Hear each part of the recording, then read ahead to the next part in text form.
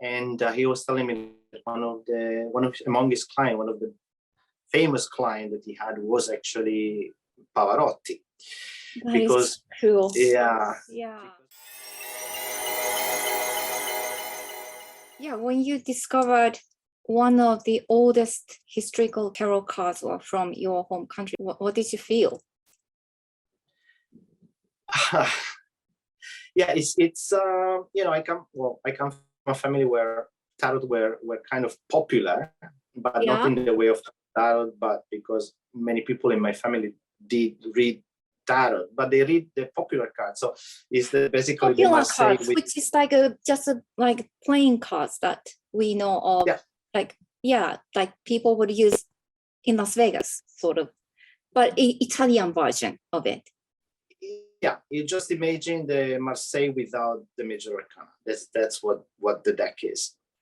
And that's the most popular, like both playing cards and people use it for divination nowadays. Is that right? Well, our nowadays, of course, there are a lot of people using the most famous decks, of course. But famous playing cards, you mean like one of those like? No, the Rider Waite or for tarot cards. Okay. Now they're widely available and widely used in Italy. But if we look at the pass me the word old witches of Italy, like old ladies that were reading cards in Italy, I'm talking about a few generations ago. Okay. They were actually using the playing cards. They were not using any fancy or modern or like this kind of tarot. They were using the normal playing cards. And those like a normal, what is called the normal playing cards in Italy is still very Italian thing, right? Like it's not Las Vegas playing cards. You know what I mean? Yes. They are the popular normal folk cards. In Italy. In Italy, yes. Yeah.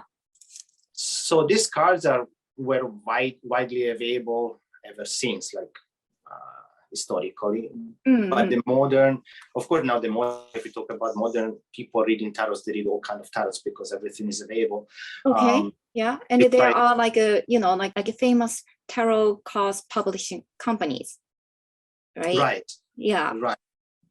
But I just find it quite interesting that I had assumed that Italy just continued on with the tradition of tarot cards for hundreds of years, but somewhat it got suppressed by the presence of French cards. But I guess it's really not the case.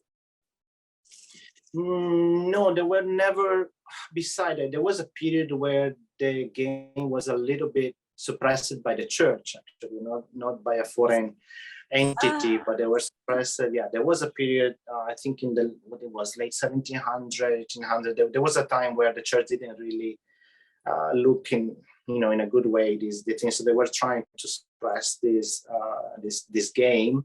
Okay, that makes sense. Okay, so even though it was supposed to be just a game, the church still didn't like it. They saw something in it then.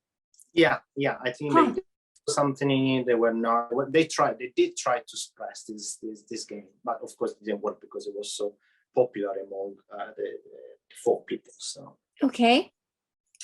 And another interesting thing that to mention is that, like for instance, the Visconti Sforza or the Solabusca that come from the Middle Age. These decks were, although we are not 100% sure why or what is the purpose of this deck, but for sure they were commissioned as a gift. So to have a tarot deck gifted for a wedding or gifted for some kind of special event was a very elitary kind of thing. Like, because these works were, in Italy, these works were like, you can imagine, back then there was no printing company. So to put together something like the Solabusca actually was created for a famous patrician family of Venice. And so tarot decks used to be like wedding present for rich families. And if you wanted to impress your guests, if you wanted to give some kind of value, it was like an art. It's hand painted, like artwork of a 78 series. Yeah, exactly. It's like I gift you for your wedding. I gift you with a Botticelli painting. You know, it's pretty much that would be the meaning of it. So we don't know actually then the families themselves, like the Visconti Sforza, the Visconti family. I don't know if the Visconti family actually did use these cards for divination or they use it for game, but for sure they receive it as a luxury gift. Well, can you imagine? I mean, would it have been like, I don't know if you would know, but would it have been a gift for the bride or to the wedded couple? Do you know? I'm not sure whether if it was for the it's difficult to say. Like the Solabusca, for instance, have a very strong homoerotic kind of theme to that. So I don't know if it would be more for a woman or for like, but yeah, another thing, as you mentioned, that in Italy there was we did have, and we have I think pretty much who is in tarot is famous with the Meneghello. Yes, Meneghello is one of the most famous printing company, and Menegazzi was the artist behind. Unfortunately, he passed away recently. Who was the artist behind all these tarot that are handmade and numbered? Who has purchased a deck from the Meneghello knows that all these decks come numbered actually and beautifully made, handmade. And he was telling me that one of his, this shop is in Milan. Yeah. And he was telling me that among his clients, one of the famous client that he had was actually Pavarotti. Because cool. Yeah. Because Pavarotti used to commission to him tarot decks because he used to gift his friends with these handmade tarot decks. Oh, actually like a handmade, like hand painted, not machine printed cards. Yeah, I'm not sure down to which point if it's like completely 100% or that I cannot I don't know, but for sure there is a huge manual work in it.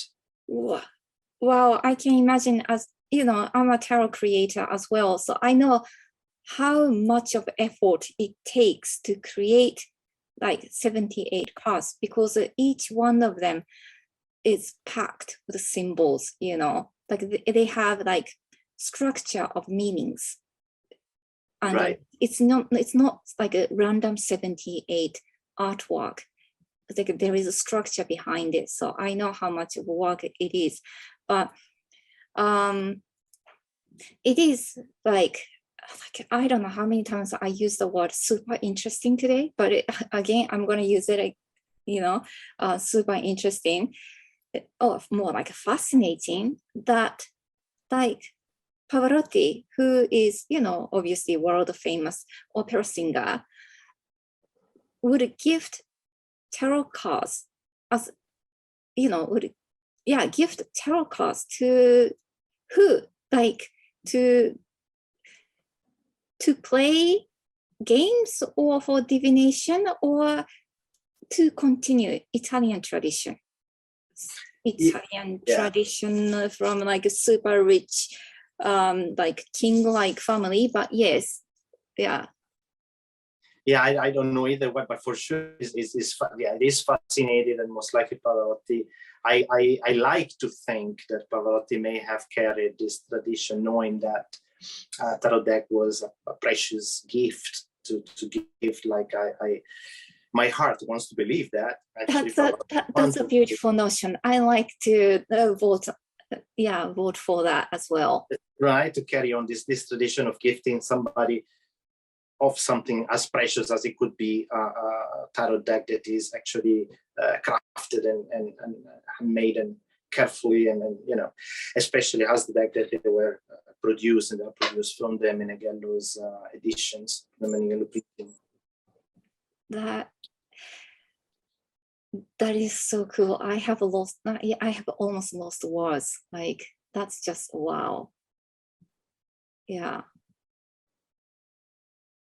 That's such an awesome story.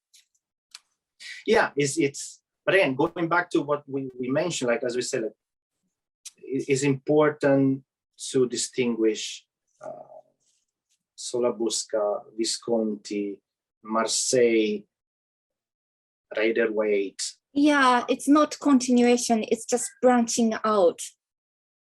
Yeah, we're talking about. You still haven't answered my question.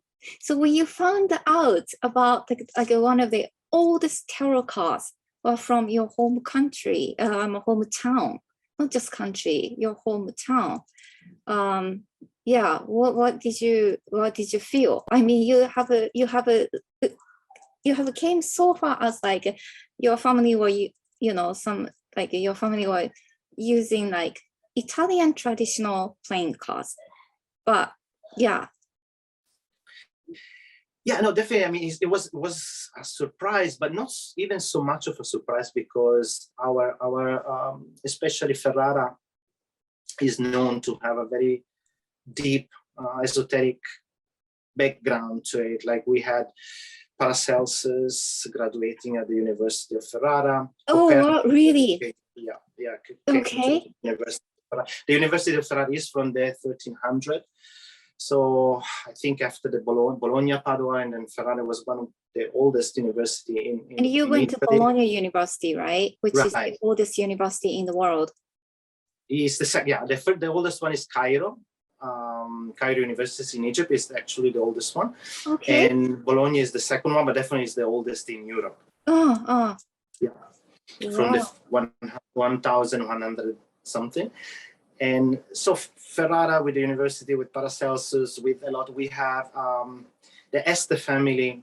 Yeah. We have all this, like we have the Medici in Firenze, the Visconti, the Sforza in Milan, and the Este in Ferrara. So all these families, especially during the Renaissance time, they were really deeply involved with esoteric studies, astrology, Hermeticism, Neoplatonism. Wow. Okay. That makes sense. That you actually grew up in such a privileged environment of esotericism, history.